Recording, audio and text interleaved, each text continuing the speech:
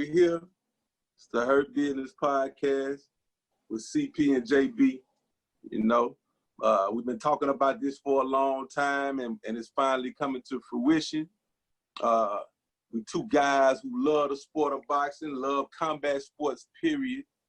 So we're here to bring you our takes, our views, the latest news on boxing and MMA. And so, I mean, we're going to get right into it about what's going on today. JB, I hear you talking about Tyson and Jon Jones earlier. What we got there? Man, I don't know, man. That nigga Tyson, bro, he had called out Jon Jones and shit, saying that, you know, UFC don't make no money. And it was basically saying that, I think he was talking to Fight Hype or TMZ was one of them. They didn't really have raw words or nothing. It wasn't nothing like that. But Tyson was pointing out the fact that UFC fighters don't get paid.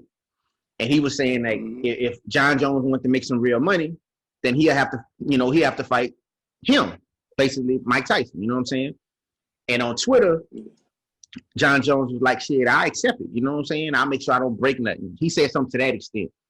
And, you know, Mike Tyson was basically saying he'll get to it. You know? So basically, Mike Tyson was speaking hypothetically and highlighting the discrepancy in pay between UFC and boxing. And Jon Jones took advantage of that opportunity. The thirst. He had to jump on it, and he trying to get to the M's, basically. Bro, because everybody know them boys ain't getting paid, bro. Like everybody knows that Jon Jones and Mike Tyson is not a fight at this point. Nah, hell no. It ain't a fight at this point.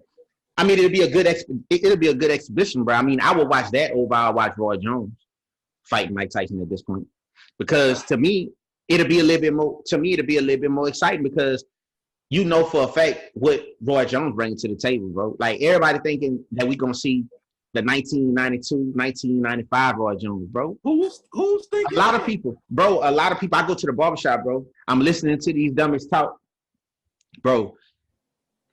They casual fans that never really paid attention to boxing that way, or they haven't seen Roy Jones get his ass knocked out the last 5-6 times. You know what I mean?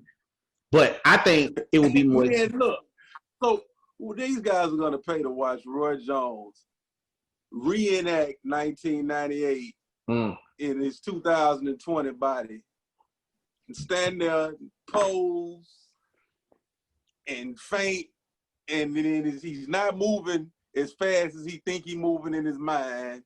And then we looking at Mike Tyson.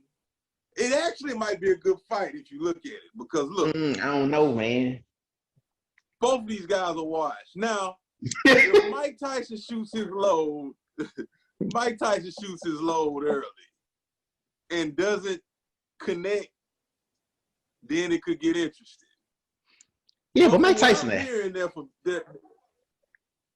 Mike Tyson, a heavyweight, from though, what I'm bro. hearing, they're forbidden. They're forbidden from knocking each other out anyway. Can't talking all this talk to get you to fight. No cuts, no knockouts. First knockdown, they're stopping the fight.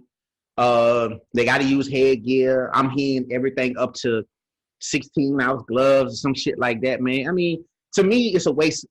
It's a waste of time. From what I'm hearing, what they're gonna charge, I'm hearing they're gonna charge anywhere up from $75 to $100 a pop. But it really ain't something to really watch. You know what I mean? But you never underestimate the stupidity of nostalgic boxing fans. Yeah, but going back to what I was saying earlier, if you want to put on a show, I think Mike Tyson versus Jon Jones would be more of a show, because I would just take from the Conor McGregor and Floyd Mayweather playbook. You know what I'm saying? Everybody knew Floyd was gonna watch that boy. The boy ain't had not one professional boxing match. You take somebody like Jon Jones, he's like 6'7". You know what I'm saying? He closer to Mike Tyson weight. He younger than Mike Tyson. All he gonna do is run around. But I think I will much rather see Mike Tyson spank punch the shit out of Jon Jones before I watch him do it to Roy Jones, because that's what the fuck he's gonna do. Whoa. You think Mike Tyson's gonna beat Jon Jones? Oh man. Dog, Oh man. I'm paying. At least you got one guy that's close to his prime. If you got Mike Tyson, Jon Jones. Jon Jones is going to obliterate Mike Tyson, no matter what form they fight in. The boxing ring, MMA, it doesn't matter. His old age will not allow him. Man, let me tell you something. Let me tell you something, man. When it all boiled down, you know, Mike Tyson was getting his ass kicked before when he was in his 30s. Yeah, but look, check this out though. Have you ever seen that motherfucker Jon Jones throw a punch? The motherfucker can't throw a punch to save his life. Now he good at throwing elbows. The nigga could throw some kicks, but when it come down to throwing a straight right hand or a left hook, that nigga is amateurish at best. Man, his stamina alone will get him past Mike Tyson. Man, I'm telling you, Mike Tyson punched that motherfucker in the stomach. He's out of there. Man, that man go to putting hands on Mike. It's gonna be a situation in the ring. Man, Mike go grab a hold of that motherfucker, man, and gut punch the shit out of him.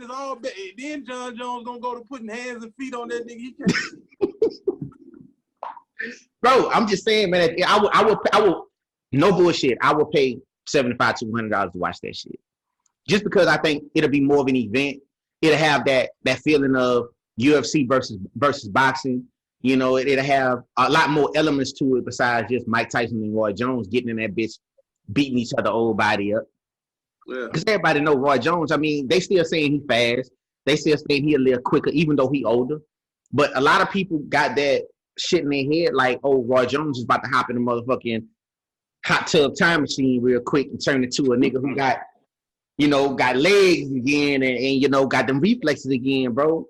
I watched this boy get Apollo Creed knocked out, bro, a couple times. Hey, man. Look, the excessive shitting on Roy Jones is not appreciated, okay? Now, we got to tell the real, but it is one of my favorite fighters of all time. So, let's lighten up a bit, okay? Now, I believe the reason why I think I have so much malice in my heart for Roy Jones is because, he a Bernard Hopkins arch nemesis, man. I could never, ever, ever be biased to this motherfucker, man. I could never do it. I couldn't see it. I couldn't do it. You know why, bro? You and the ageless one. Wonder, man. The ageless wonder, man, has been pulling tricks out of his hat for years, man. And pulling and headbutting niggas and hey, bro. All kind of dirty tricks, hip shots. To get the W, man. Look, the name of the game is get the W. And the last time I checked, whether it's Ric Flair flipping over the top rope, headbutting a nigga. I'll never forget when it backfired on him when he went tumbling out of that ring. Bro. Greatest night. Bro, the boy literally. When he was holding his head against Bro, Paul Smith, man, look. The boy literally got thrown out of the ring. I think his name was Joe Smith, Paul Smith. I can't remember. It's been a while ago. I mean, he's not significant anyway, but he literally, man, threw my boy out the ring, bro. Oh my God, that was the worst acting job since Paul Pierce in the finals. Say, bro, is you basically telling me, man, that my eyes didn't see what I thought I seen? Yeah, I'm telling you. Nah, my nigga, I seen it. Oh my God. He hit him, no, he literally took him with the right hand and threw him. Enough of that washed up guy, man. Just saying, man. Golden boy, man. What we got? Basically, man, they got a lot of beef in the camp. Keep it real with you, bro. Ryan Garcia wanted to fight. Well, Golden Boy wanted them to fight on the 4th of July card, right? They had some issues going on with that back and forth, the opponent, and this and that and the third. Ryan Garcia said he want a certain amount of money because of the contract. Oscar doing what Oscar do. He basically said, look, man, due to the pandemic, we got some issues with the pay. So, they going back and forth or whatever. Right now, I'm hearing that it's some Ryan Garcia camp is stalling out on the Luke Campbell fight that's supposed to happen coming up pretty soon. Of course yeah. they are.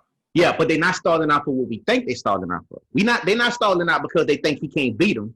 I think they're stalling out because again, they want more money. That's the issue. But that's coming out their camp though. Look, I mean, of course they're not gonna say, "Hey, we're not fighting this guy," because they're gonna use all these excuses. Ryan Garcia is never gonna fight a warm body. Okay, he wants to get paid. The man wants to get paid millions of dollars for beating up on cans, and he thinks his Instagram fame is enough. He doesn't want to actually come in the ring to gain legendary status. The man thinks he's a heartthrob like De La Hoya already. All right, but what you don't want to get his hands dirty. I can't believe that, man, because I see him. I see how he fight. I see how he train. I see some of the people around him could be kind of shady at times, but I think for him to throw away, not chase greatness, man, I just don't see it, bro. I think that boy really want to be great. I just think he want his fast shake, and I think he want what he obligated to. Same thing with Canelo. Look, going into that situation, I feel as though DAZN need to pay Canelo what they said they was going to pay him. So I feel like Ryan Garcia, Golden Boy, should pay Ryan Garcia what they say they was going to pay him, because here's the thing. And the reason why I'm not cutting slack on these contracts, for two reasons, bro. One, if these boys start turning down fights, you dig what I'm saying? They're going to put them on the show and say they don't want to accept fights, but they're going to ride their contract out. You dig what I'm saying? Until they're able to fulfill it. That's what a promoter, from a promoter standpoint, that's what they're going to do. And two, the promoter is not going to motherfucking put on a show for less money that they contractually obligated from the fighter. So why is it so bad, bro, that the fighter saying, okay, you know what? I'm gonna make y'all hold up to the contract just like y'all will make me do it. You feel what I'm saying? That's how I guess I'm looking. It's not bad. It's not bad. What I'm saying is this. This is not the first time Ryan Garcia has done this. He was doing this before he had a contract or whatever for so much money. He was already acting like he's supposed to be getting paid millions of dollars. The guy does not, and it only happens when there's a chance he's about to be put in a fight, in a match, where there's a chance that he could be beat. You don't hear about all this money talk when it's him versus Joe Schmo from the corner store. It's all good. He go in there and shine. We don't hear nothing. But hey, that's just my thoughts on that. Get a highlight reel knockout. You saying he get a high? You say if it's not set up for him to get a highlight reel knockout, you don't, all that money talk go out the window. If the fight gonna last longer than his Instagram story, he don't want no part of it. Damn, you gonna chop him up like that? Ooh. It's just what I'm seeing right now, man. Until when he shows me something, I say something. So what about so what you feel about when it come down to him, possibly fighting Gamboa? Out him fighting. Gamboa might be washed up enough for him to take it. Yeah, but that was one of the fights that he was fighting to get his pay for. You know what I'm saying? He was basically saying, "Look, man." Hey, can you enlighten me on that? He told me. I mean, he didn't tell me, but from what I was reading and what I was hearing, I said, "Lord, you talking about?" I mean, he get anywhere up from 175 to 250 a fight. Upward. Wait, no. Well, see, this is the thing now. I heard that's what they was trying to give him, and he want more. Because back end money, from what I was hearing, is back end money, right? Because there ain't no fans. Ain't nobody coming to. Yeah, that's what I'm saying. Because but he want to be compensated for that, man. He want to be compensated because it's not his fault that fans not coming. From what I was reading, right? But he wasn't guaranteed the back end money anyway. It wasn't no guarantee that no a certain percentage. No, but it's a percentage of the game. Oh, so what you telling me is that what if the pandemic never happened and nobody didn't show up, you wouldn't get no money in? Yeah, it was low attendance at the fight. I feel you. I mean, that's a way to look at it too, but You know, he looking at it, man. But see, this is what I'm saying. How can you pay somebody a percentage of something you don't know what it is? But you know what you worth though, right? You do know, like you do know, you can gauge, you know, the participation in the event. You can't say, okay, well, now, this person is gonna go and that person will go. If we so technically, Golden Boy is not breaking the contract. He is. They're not. He's won more than what's in the contract. Golden Boy is actually trying to stick to the contract, and he's trying to get some extra incentive. That's not there. Yeah, that's not there. You know what I mean? And I'm not knocking it though, because you can't say that nobody wouldn't have showed up, bro. Like out of 10,000 people, you can at least say 10% would have showed up to this fight. But why should you get paid off of hypothetical fans? Like, it's not like Golden Boy is profiting off of the 10,000 that would have shown up. They're not profiting off that. So what are they paying you out of? They would have to take extra money out of somewhere else. Now, if they put this joint on pay-per-view, then of course he deserves to get a cut of that. But he should get his pay. He's guaranteed for fighting, and that's it. It is no back end unless you know what I'm saying. Unless stuff open up at that. Unless stuff open up at that point to where they can allow fans to come in. What you telling me is that I'm totally not sympathetic to his plight. I'm not sympathetic. I understand though. Like I understand, like the little youngsters, like he feel like he bring a certain amount of fans to the table, and it's not his fault his fans not able to show up to come watch him fight. So he want to be compensated for that. It's not, and that's where you can't be compensated. But that's where the breakdown coming in. That's why you see shit like, you know, Ryan Garcia getting on Twitter chopping up Oscar going on ESPN chopping him up, or going to these different outlets, you know, basically chopping him up. You know what I'm saying? Doing articles on the man and shit like that. I mean, because he feel as though the way Oscar was saying it on one of the interviews, he was saying that he feel like he can't really talk to him because so many people in the way. And that's why I said that's when it come down to the kind of people you got around you at that point. I don't think it's nobody around him saying, you know what, bro, you young enough to the point where you can sit on the shelf for a little while, but you can't sit on the shelf long. You understand? I don't think he have nobody telling him, look, man, you got to get out here and go scrap. When it all else fails, you got to go scrap. Go just get the money they supposed to give you, and then go on about your day. Nobody telling them that.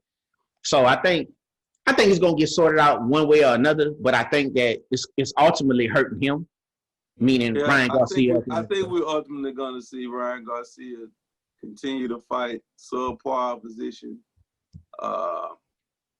and just rack up money and Instagram followers, man.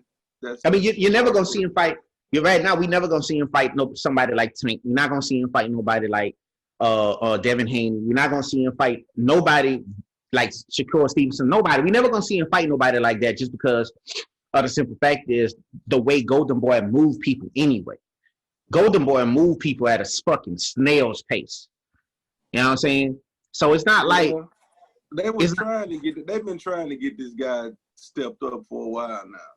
I mean, but from what from? Kid, I like him. I like the kid. I like the kid, man. I like him because I like his style, bro, and I like what he brings to the table. I like what he brings to the table, man. And I'm not gonna sit there and tell you that I wouldn't know. I enjoy his social media persona, man, but he's got to show me something in the ring, man. I'm not buying into that. No, it's bigger than that, though. It's bigger than that, though, bro. Like I think he got the style to be great. I think he got the skills to be great, bro. I just think that he really with the wrong promoter, if you ask me. I think Oscar De La Hoya and them is poison for young fighters, man. They just is. And I say that, I don't say that just chopping up Oscar and chopping up Golden Boy. I just believe that they Golden Goose, they horse is Canelo Alvarez, and everybody else just fall through the cracks. So for me, I just feel like they've been doing Ryan Garcia a disservice. Regardless of who you put him with, who you do whatever, man, I think you got to do something. You got to do something to set yourself apart, man. And you got to take some big fights and make some noise in this boxing business, man. That's just my thing on it. I can't blame the promoter because, hey, it's been done. It's been but done. it's not. Floyd Mayweather made his name on Golden Boy. Yeah, but that's when times are a little bit different. Promoters, it's the promoting game and the television game and now the streaming game. The shit was just completely different. The landscape was just, it wasn't so polluting. It was so political, right? Right now, it wasn't so poisonous. Right now, the promoter plays a less role than anything. What Ryan Garcia does is up to Ryan Garcia. He already got millions of Instagram followers. What more can Golden Boy do for or against him? He all he got to do now is get in the ring and make shit happen, man. But they don't have in his weight class. Yeah, but in his weight class, bro, they don't really have the competition to keep him busy and step him up anyway. It's kind of like, you know what's going on with him. Either way it goes. You got a guy. I'm gonna tell you, when you got a guy like Ryan Garcia, what he at 130? Yeah, I think he at 130 right now. Let me see. Yeah, 130. He at 130. Anybody at 130? If Ryan Garcia said it don't matter what promoter they with, they gonna make that fight happen. If he willing to get in there and fight, so they don't have to be on Golden Boy. When you get to the stardom that he has, especially out of the ring, you hold the cards. He could be with main event promotions. He gonna get fights if he wants them. You can't blame Golden Boy, man. Yeah, but they said that. But they also say that same shit about Terrence Crawford, bro, and he didn't hit a wall too, just because of his promotion way. Yet Crawford is he don't even supposed to be low reward. Terrence Crawford is not near the star Ryan Garcia is. It's sad to say because he's twice the fighter, but he's not near the star Ryan Garcia is. There's people chomping at the bit to fight Ryan Garcia. There's not anybody saying, man, I think Terrence Crawford is overrated. I want to expose that boy. But even with it's plenty guys that want to get in there with Ryan Garcia. But even if you go to the promotional side of it, though, that's what I'm saying. Like, it's not enough there for Top Rank to do something with him, and I think that's what's going on with Golden Boy with him. It's not enough there in their stable to even to keep him active and keep him busy to build him at 130. I'm saying they don't need nothing in their stable. That's what I'm telling you. Garcia can go get fights cross promotionally because of his fame. It's niggas that want to fight him. I mean, that might be true. But I can see your point, though. I can see your point because at some point, bro, promoters is in the business to make money. So, I mean, with his star power, I think that they'll be able to put something together. But I still say, though, he really with the wrong promoters. Wilder and goddamn Fury. Let's talk about Wilder Fury chances, man. Let's talk about Wilder. Let's just talk about Wilder Fury period for a second, and see what chances he got in the third fight, bro. I'm just gonna say, first fight he lost that fight. You know, it was a cool little draw. You know, he got that. He ran out of the building with that one. You know, Fury came back, did what he was supposed to do. I haven't pulled it out for him. Yeah, he pulled it out for him. Second fight, we all know what happened. Fury came in there, dominated, did what he was supposed to do. Third fight, I think it's going to be even. His chances zero. Him and none left town. Yeah, I believe that he got exposed real bad. He really can't do nothing with Fury. It's not even about Fury's size, it's about talent. You know what I'm saying? You could be the biggest horse in the race, man, but if you ain't fast, man, you know what I'm saying? You ain't shit. And he don't have the skills to even compete with Fury, bro. Like, I mean, you know, his only chance is that tremendous power, but it seems like Fury can see it coming, and he know he's neutralized. He knows how to neutralize that right hand, man. I don't think he stands a chance unless Tyson Fury comes in off of a long cocaine binge and he's not feeling the best. I don't know. You know what I'm saying? That ain't happening because right now, man, you know, they basically saying, man, he ain't putting in work, handling business. So I just feel like the heavyweight division done opened back up a little bit more. Wilder had a chokehold on it for a while because matchmaking. You know, we all know that shit. Matchmaking. Yeah, because I mean, you know, of course, I saw it.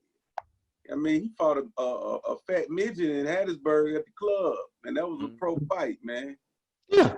I couldn't believe it. It's on YouTube. Bro, I ain't never seen that shit. But I can only imagine. He was coming up, he was swinging out of his shoes, man. The Bruh. was swinging out of his shoes at the midget. Bro, I already know, dog. He just that kind of, bro. I don't know. My thing, it's painful for me to watch him sometimes, dog. To be real, because I'm big on boxing talent, man. Like big on skills, pay the bills, bro. The boy has no skill at all, and I really be trying to. Skill, but he does have a talent. Yeah, he got a talent for knocking niggas out. You out. Yeah, but at the same time, how far that shit go? You know what I'm saying? It don't go that far in boxing no more. You know what I mean? You got a lot of power punches out there. It went pretty far, JB. I have to say. It went far in terms of matchmaking. Matchmaking is what got him there. Because you can hit, because everybody he fought leading up to somebody like Tyson Fury, man, they couldn't get away from that right hand, bro. Nobody had the skill to pay the bills. Fury, that big boy could fight. He can fight. I don't care how. So let's forecast then. Fury gets past Wilder again. Joshua, what's he got on the docket? They talking about Pulif in December, either on a ship or in a castle with 1,000 people over there in the UK. Right, so if Joshua gets past that, then we sets up a mega fight with Fury and Joshua. Hopefully we pass that so they can fill up Wembley Stadium. Yeah. Okay. And we can have a huge event, man, like boxing is supposed to be. Man, I'm riding with Fury all the way through. And the reason why I'm gonna ride with him all the way through, man, because I watched his come up. That boy did everything he said he was gonna do, bro. From the time I started watching him, from that fight with Steve Cunningham, and all the way up, bro. He did everything he was supposed to do, bro. He beat Klitschko. You know, he sailed off into the sun. So did Joshua. Yeah, but he did it. He did it on a ride, bro. Like he was on a wave. When Fury did it, Fury was on a wave. When Joshua did it, Joshua was beating at the time. You knew he was gonna beat him. Like you do it, bro. Like I knew he was gonna beat Dylan White. I knew he was gonna beat all of them boys he was fighting, bro. Preventing all them boys, man. You want me to tell you something? Best thing happened after Joshua was losing to the big boy. Yeah, I give you that. Best thing happened to him, man. I give you that. Focused. He's not gonna take anything for granted, man. We're gonna see the best Anthony Joshua whenever this happens. I think we've already seen the best Tyson Fury. No, we haven't. When Joshua, you know, put his nose down and he actually have to fight and do his thing, he can. Joshua just can't move, bro. He a plotting forward fighter. That's just how we operate. Then he tried to show the little boxing shit against the little short dude, you know, Ruiz or whatever, bro. But as soon as he started engaging, which that's his nature is to engage. As soon as he started engaging, and it was on his ass. Ass. Now you dealing with somebody who was 5'10", 5'11", at best, maybe 6 feet, at best, 2 something. You dealing with Fury, dog, that's every bit of 6'7" plus. You understand what I'm saying? And he moves like a middleweight, bro. And he will come after you and get you. I don't think AJ or any other heavyweight for that matter, bro, got the skills to really hold up to the boy, man. And it's not just what he did with Fury. It's not just what Fury did against Wilder, bro, that I say that. The boy had been exhibiting skills from day one. When it's time for him to step to you, that, man. He has been exhibiting skills. I'm not knocking his skills at all. I'm just saying we're gonna see a young, hungry champion. You seen a scared? We're gonna. I think by the time we see this fight, Fury is gonna be full. He's gonna be full. He'll have had 3 mega paydays against Deontay Wilder. All right, possibly another payday against somebody else. Want to be great. And yeah, so I mean, I'm thinking Anthony Joshua's just gonna come in and catapult, man, and then we may get to see. Then we're gonna get to see Joshua. I think they're gonna all fight eventually. I think Joshua's still gonna fight Wilder. I believe that. I can see that happen. I can see that happen. All right. But I also could think, man, on his way out, because Fury was been talking about retiring anyway, man. Yeah, but he don't want to retire without all the belts. See, when he first became heavyweight champion, you know, a few years back, he never had all the belts. The only one that he didn't have was the one he got now. See, if he fight AJ, that's all the marbles, dog. That's why I say, I mean, you could be undisputed champ, bro, and all that stuff. But man, if you ain't got all them straps, it don't really mean shit to him, and that's what he want. I hear you that. So he trying to put on the show. Let's table this discussion until they get a little bit closer to fight time, man. Now, I was online. I saw, shout out to Andre Brown Jr., man. He's got EA Pass or something, and he been playing at UFC 4, man. He says it's fire. For real? The video game, the new UFC video game? Yeah, UFC 4? It's off the chain. And I saw a promo video for it. I didn't know it was coming out. When it comes out, man, I'm going to have to get it. But that leads me to this, man. No boxing video game this generation. What's going on? Man, that's just sickening, man. But going back to the UFC, it dropped next week. It dropped on the 14th. So yeah, I don't know what's going on with that shit. It's some kind of pass. You talking about the online? You talking about the EA Game Pass or something like that? Yeah. Yeah, I know what you're talking about. You can play it. You can play it now. I think they're giving you like 10 hours until like a 10-hour trial or some shit like that, and then you get it once you pay for it or whatever.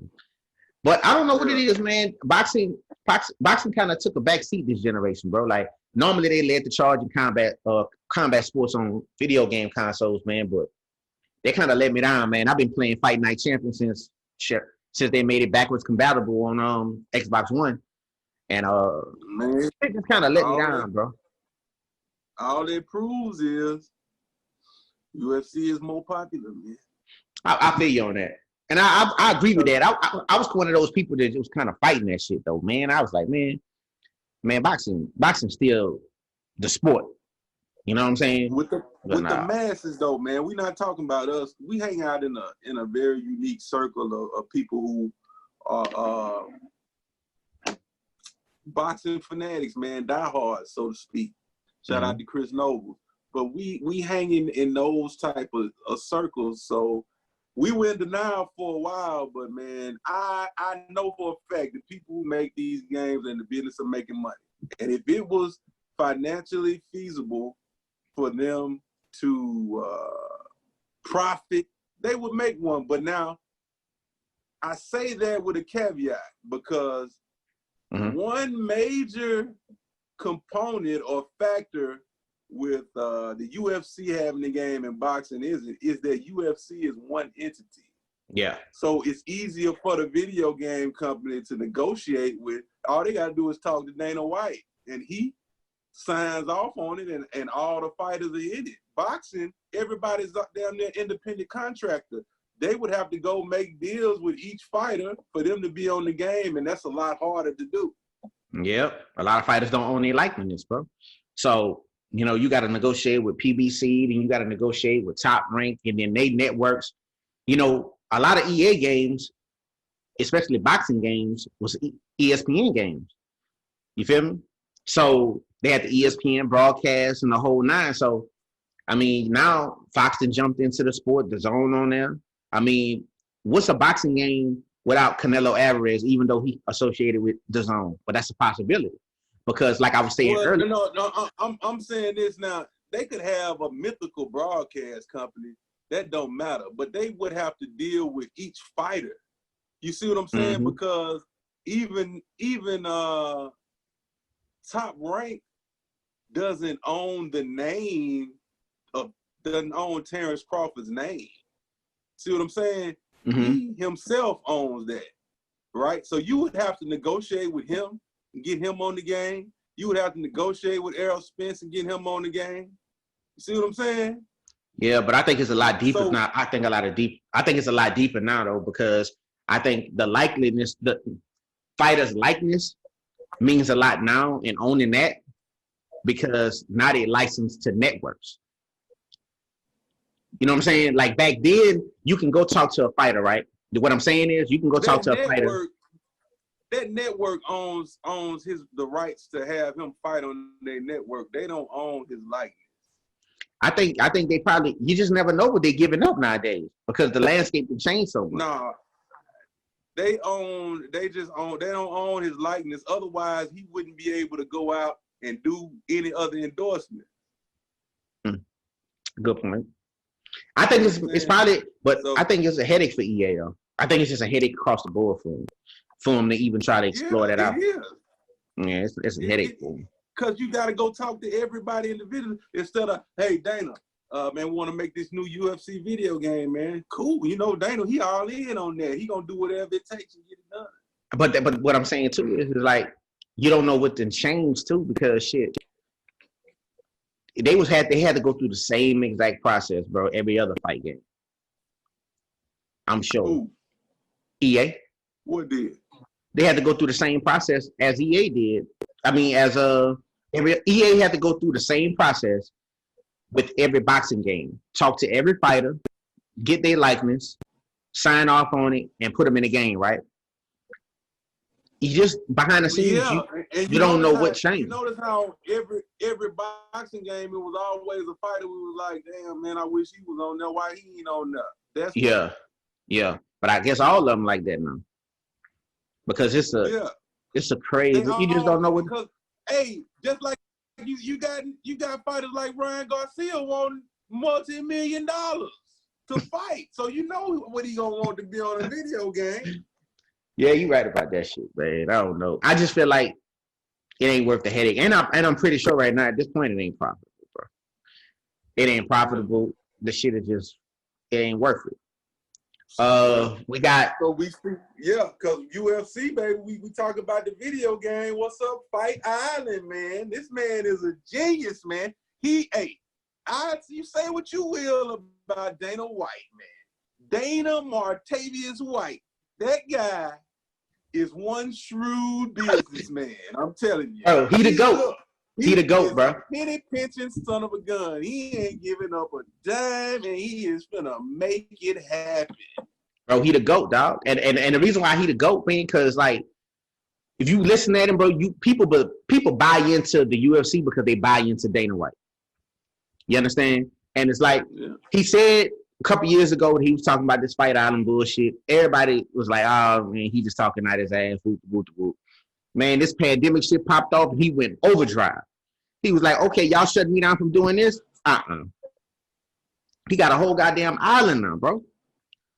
And so to me, this island is 10 square miles. Mm-hmm. It's got a safety zone within that 10 square miles that has an arena, a training facility, and dining establishments. A hotel. No one's allowed in that except UFC fighters, employees, and essential employees that help keep that running. Yep, and they testing protocol is crazy, bro. I'm talking about them dudes take tests every day. It's worse than the NBA. It's crazy. Man, them boys test. Yeah, bro. Man, they did. Because UFC done had some positive tests. NBA ain't. No, I'm not talking about like getting testing. I'm not talking about like the negative and positive rate. I'm talking about how hellacious they testing protocol is. It's like them boys are testing like 2 and 3 times a day. You see what I'm saying? Like it's some crazy shit going on over there, and that's overkill. Yeah, that's what I'm saying. But they doing it for a reason. I feel them, but man, I don't know how long that shit gonna last. But two, you know what that kind of tells me though, and that's what I'm thinking, because this island is only 10 square miles. They can't avoid contact with people, and that's why they got to test so much, because it's not as secure as the NBA bubble. I feel you on that one. At first, when I heard Fight Island, I thought it was gonna be in a bubble. I instantly thought of NBA. I was like, okay, they in the bubble, they gonna be secluded, yada yada yada. Nah, that shit didn't work like that. They still got a whole bunch of shit going on.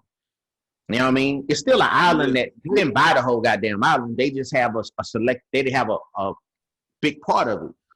But I think it's a good idea, because the UFC Fight Island is designated for, you know, fights that can't happen domestically, right?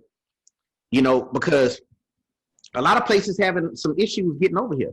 You know, Khabib can't get over here. A bunch of people they saying can't get over here for an event, but a lot of them can get into Dubai. So his basic idea for it was, if he didn't do it, he'll burn out all the American talent. So with the UFC being, you know, a multicultural international business, I mean, shit, 80% of their fighters come from overseas, bro. So they had to do something where, you know, they can put together events with international talent, even though they can't make it here. And I thought it was a good idea. The shit was genius. I'm not gonna lie. Now, can I say some of the cards could be better? Can I say some of the cards would be better? Yeah, they could. But for the most part, UFC been keeping the sports business afloat, man. I ain't lying, because you turn the TV on, that's pretty much all you would see before the NBA came back. You know what I mean? Yeah. But they were smart on this shit. They gonna do their thing, because them guys on the contract, Jack, and they got to follow it. And Dana White ain't softballing these guys like Oscar De La Hoya, man, and get with this nonsense. But look, so they're taking less money now too, though. They're taking less money than they were taking before. Yeah, but they still that leads us to this Dana White and Jon Jones beef. Jon Jones, I mean, they've been griping about their pay. And you know my stance on that is the same as boxing, man. Now ain't the time, Jack. You're not in a position to negotiate right now, because it's no fans, man. It's different. It's a little bit different, right? Yeah. You know, the UFC gives a certain percentage of the event, right? And I think it was the way they was breaking it. I think it was like Masvidal said something like 8% or 10%, something like that. But they don't get concession stand. They don't get no gate at all. You feel me? So for the UFC to even fix their mouth to tell these boys, hey, you need to take a pay cut because we ain't making no money. You can already hear the argument from a UFC fighter saying, nah, we're not doing it. Oh, because no, I thought they were talking about more money. Oh no! No. UFC basically was telling them, man, since the pandemic, everybody money changed because they not making money. Well, the fighters is basically saying. What I saw though was Dana White said that these guys are acting like they didn't sign it. He's acting like he want to honor everything in the contract, but they want more. Well, they basically saying that. Well, it's case by case. Let's just say that, right? But overall, Jones and Masvidal want more. They not happy with the contract, and he said they just signed new contracts less than a year ago. Yeah, but you got little guys like Sugar Shane O'Malley. You know, they trying to. He want a little bit more. He gonna sign a new deal. He gonna get more money, but he basically don't want his money held up and based on pandemic money. So what I was saying was this. The UFC know better than to fix their mouth and say, look, y'all need to take less money to honor this contract, because the UFC fighters don't get nothing of what boxers get. But Jon Jones and Masvidal basically saying, you know, Masvidal for one can say that he can get more money. I'll really go with any professional athlete saying, look, you want more money? Fight for it. You may not get it. You may come up short. You might get it. Fuck it. But in Masvidal's case, he had a real big year. So he deserved to come back to the table and say, look, all right, you know, this is what I think I want. This is what I think I deserve. This is what I think I'm worth. Let's meet in the middle ground. Jon Jones, on the other hand, man, he's full of shit. You know what I mean? Jon Jones found out from numerous outlets that I've been reading and hearing, he found out other people, making more money than him that have less of a, have less status than him. So he was like, I want to come back to the table and make some money. You know what I mean? And boxers making this and boxers making that. But boxers make money hand over fist different ways. UFC only get their money, UFC fighters only get their money a couple ways. They used to get it a few different ways with the endorsements. They don't do endorsements no more. Outside endorsements like that. Man, Jon Jones should be out of the sport, all the messing up he's done. I know that feel you on that one. Yeah, but my thing is this. If they say they give them a percent, these guys, they still selling pay-per-views, so they should be getting paid. Yeah, they get paid on if you are if you're the champion, you get a certain percentage. I think if you're the headliner or you're the main event, you get something on the pay-per-view. Right. And it was something else that I was reading. Get them guys they chips then, man. Yeah, but it's still not gonna be. They're still not gonna be satisfied with it. Like Dana White said, man, I can give them $1 million, man, and they're gonna come back to the table and say they want to. So I think it's just a matter of it's a case by case thing. Masvidal got what he wanted when he fought Usman. It won't last. I guarantee you, whatever he got to fight Usman won't be what he get paid for his next fight. It's just because that's just how the game goes.